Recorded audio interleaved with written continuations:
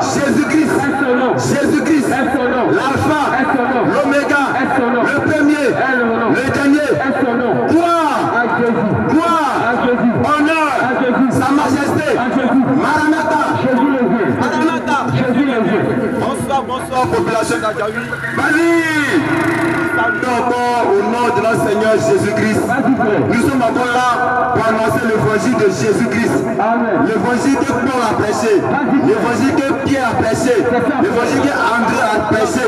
C'est cet évangile-là que nous sommes venus prêcher. Nous ne sommes pas venus pour condamner une personne. Nous ne sommes pas venus pour condamner une fille ou un garçon.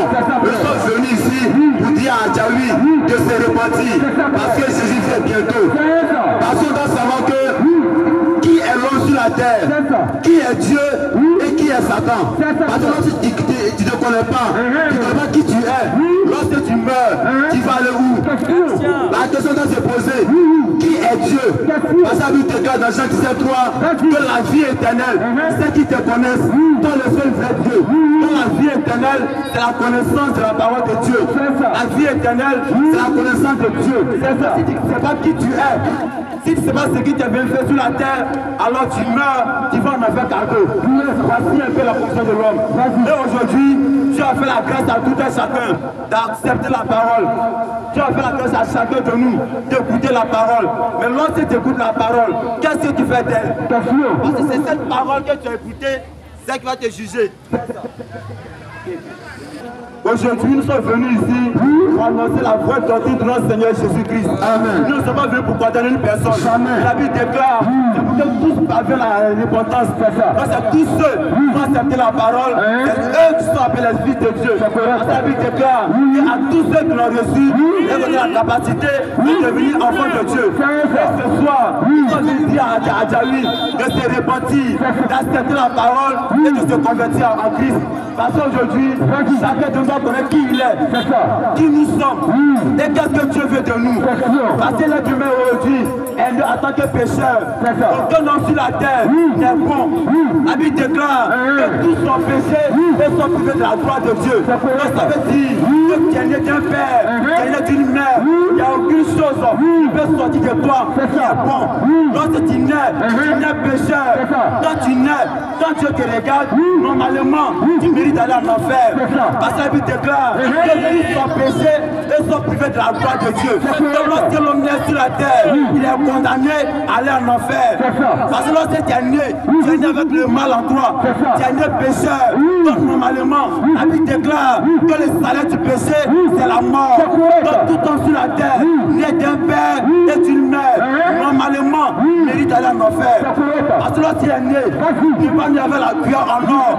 Lorsqu'il est né, il n'est pas né saint, il est né pécheur. Il est né mérite d'aller en enfer. Mais qu'est-ce qui s'est passé? Reprends Éphésiens 2, frère. Éphésiens 2, premier. Vas-y, frère. Vous étiez morts par vos offenses. La Bible déclare que vous étiez morts par vos offenses. Et par vos péchés. Et par vos péchés. Dans lequel vous marchez. Autrefois. Dans la Bible déclare que vous étiez morts par vos offenses. Donc aucun homme sur la terre n'est venu saint. Lorsque tu nais sur la terre, étant sorti du ventre de ta mère, tu nais automatiquement souillé. Ça veut dire que tu es condamné à aller en enfer. Mais lorsque tu es né, tu n'es pas né saint. Vas-y, frère. Dans lequel vous marchez. Autrefois. Vas-y. Selon le prince. Selon lui. De ce monde. C'est ça, vas-y. Selon le prince. Vas-y. De la puissance de l'air. C'est ça. De l'esprit. Vas-y. Qui agit maintenant. Amen. Dans la puissance de la rébellion. C'est ça. Vas-y. Nous aussi. Vas-y. Nous étions de leur monde. C'est ça. Et nous vivions autrefois. La Bible dit que nous vivions autrefois. Selon la convoitise. De notre chair. Aujourd'hui, on doit savoir que même nous qui sommes arrêtés ici, autrefois, on n'est pas nés aussi saints comme les autres. Nous sommes nés aussi souillés, nous sommes nés des pécheurs. Mais lorsqu'on a reçu la parole, et qu'on a accepté telle parole, on a décidé d'accepter Christ. Alors, tous ceux... Vas-y. Ok. Ok. Donc, la Bible déclare qu'à tous ceux qui l'ont reçu, ceux qui ont reçu la parole, elle a la capacité de devenir enfant de Dieu.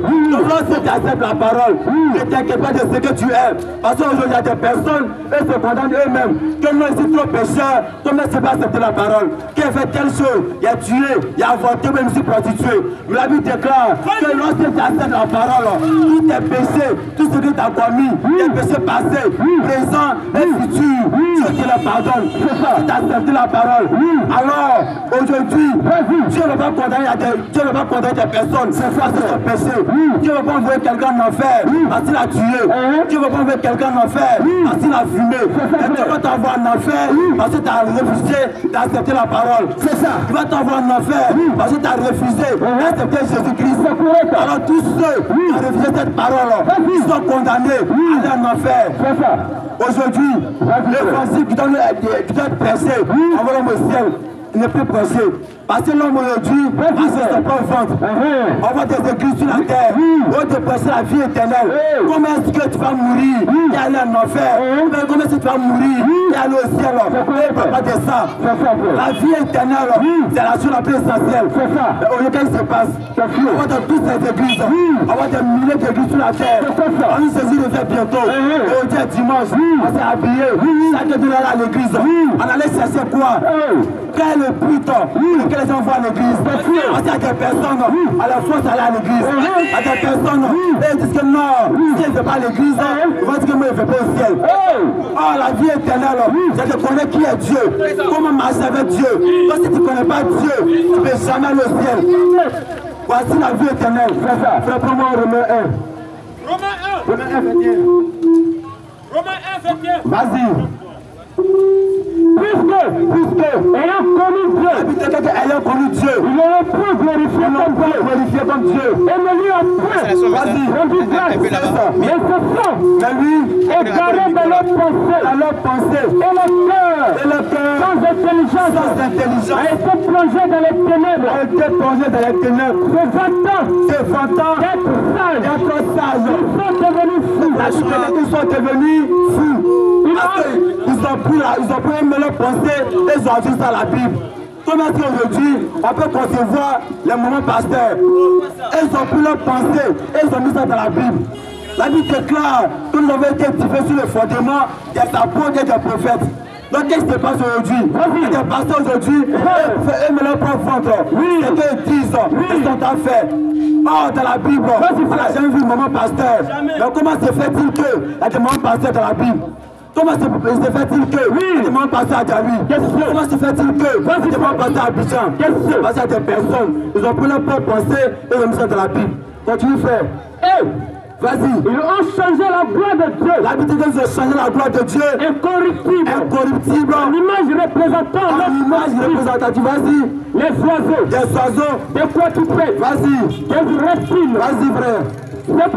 C'est pourquoi Dieu les a livrés. Que Dieu les a livrés dans la pureté. Dans la pureté. Selon la convoitise. Vas-y. De leur cœur. C'est ça. Afin qu'ils déshonore eux-mêmes. Vas-y. Et propre corps. Aujourd'hui, on va habiller ici. Il y a des personnes qui ne veulent plus s'habiller. Aujourd'hui, on voit des mamans, on voit nos soeurs, elles sont presque nues dans la rue. Elles ne veulent plus s'habiller. Parce que Dieu a quitté leur cœur. Parce que Dieu n'est pas dans leur cœur. Qu'est-ce qu'elles font aujourd'hui? Lorsqu'elles sortent, elles ne veulent plus s'habiller. Tout ce qu'elles font, c'est de porter les pantalons, les mini-jupes. Quel est le but pour ceux qui font ça? Pourquoi est-ce qu'ils font ça? C'est parce que Dieu n'est pas dans leur cœur. Et aujourd'hui, on dit à Djawi de chercher la vie éternelle. De chercher la vie éternelle. Parce que sans la vie éternelle, il n'y a rien sur la terre. Parce que la mort est la chose la plus proche de l'homme. Sur la terre, après ta mort, tu vas aller où? C'est la question que chacun doit se poser. Parce que lorsqu'on va trouver la question, la réponse, on sait comment marcher avec Dieu. Parce que l'être humain aujourd'hui souffre beaucoup. Et on dit que non, si Dieu existe, pourquoi il y a la guerre? Si Dieu existe, pourquoi il y a le chômage? Est-ce que tu vas vers Dieu? Est-ce que tu demandes à Dieu? Qu'est-ce que tu veux faire sur la terre? Parce que la vie éternelle, c'est de parler avec Dieu, c'est de marcher avec Dieu, c'est de connaître qui est Dieu. Alors tu vas à l'église et tu ne connais pas qui est Dieu, tu meurs, c'est l'enfer. Parce qu'aujourd'hui, parce que c'est être un bon catholique qui veut l'amener au ciel. C'est être un bon évangélique qui veut les amener au ciel. C'est être un bon religieux qui veut les amener au ciel. La vie éternelle, c'est une question de religion. C'est de connaître qui est Dieu.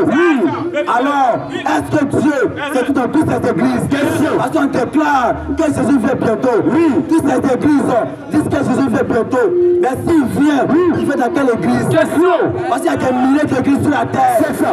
On va un peu ici, il y a les catholiques, on va devant, il y a les protestants, on va devant, il y a les christianistes célestes. On dit Jésus vient bientôt, il vient pour qui?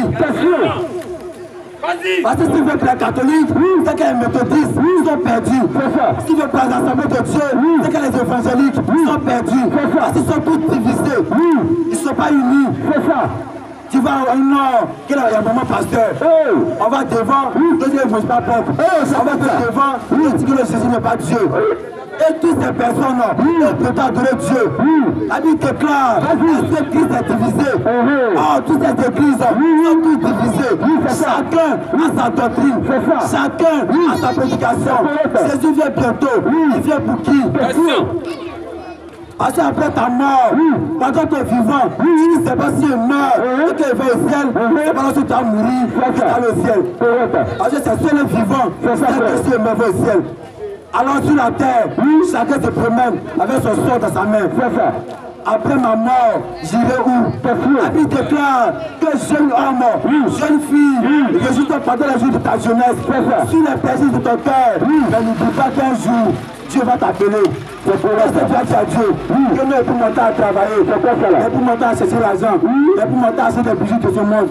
Après ta mort, quel est le salaire que tu vas avoir? Soit la vie éternelle, soit le propre. Oh, ce soir, nous sommes venus pour annoncer la vie éternelle. Accepte cette parole, nous t'annonçons, accepte-la telle qu'elle est. Et qu'est-ce que nous sommes venus annoncer? Jésus-Christ crucifié. Lorsque tu acceptes cette parole, tu n'as pas besoin de laisser la cigarette. Tu n'as pas besoin de laisser la boisson. La boisson elle-même, elle va sortir. La cigarette elle-même, il va sortir. Alors lorsque tu acceptes la parole, c'est elle-même qui te transforme. Alors tous ceux qui refusent d'accepter cette parole, ils seront condamnés. Parce que Dieu ne te demande pas de laisser tout ce que tu as. Dieu ne te demande pas de laisser la boisson avant de venir. Il dit venez tel que vous êtes. C'est à lui-même de vous changer. Alors lorsque tu es dans ton incrédulité, et tu as dit non, allez à l'église. Moi Jésus vous dit depuis il vient bientôt, on ne le voit jamais. Et cela dit une moquerie. Vas-y frère. Marc 16. Vas-y. Celui qui croira celui qui croira sera sauvé. Mais celui qui ne croira pas sera condamné. Voici le sort de tous ceux qui refusent la parole. C'est ça. Tous ceux qui ont refusé l'évangile sur la terre, ils pensent que tu es beau. Sur la terre, ils pensent que tu es belle. Tu as pas de maquillage, tu as pas de faux cils, tu as pas de faux hommes. Mais pose la question, après ma mort sur la terre, je vais aller où? Quel est le salut de mon âme? C'est la question que chacun doit se poser. C'est ça. La Bible déclare que jeune homme, sur les plaisirs de ton cœur, mais n'oublie pas, tu ne vas pas rester caillou sur la terre. Jamais. Un jour, tu vas mourir. C'est ça. Et ils vont t'enterrer. Tous ceux qui comptaient sur eux, non, c'est mon ami, non, c'est ma femme, non, ce sont mes enfants. À ta mort, ils vont te laisser. Tous ceux qui t'aimaient, qui tentaient t'aimer, à ta mort, ils vont te laisser dans la tombe. C'est ça. Tu vas rester avec qui? C'est correct. Tu vas rester avec qui? C'est sûr. Parce que la Bible déclare que la chair ne sert à rien. Jamais. Après tout ton temps, entretenir ton corps. Après tout ton temps, entretenir ton corps. Est-ce que ton âme mange?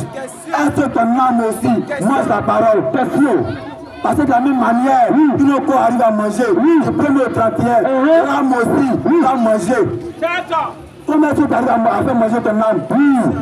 Tu as traîné aujourd'hui dans les bars, tu as traîné dans les maquis. Qu'est-ce que tu vas faire? Après ta mort, tu vas aller où? Chercher la vie éternelle. Il a ton temps. Répentez-le, c'est retourneront. À quoi sert à l'homme de gagner les biens de ce monde? Il perd son âme. Et tu vas en enfer. Tu as vécu sur la terre inutilement parce que tu as refusé ta terre.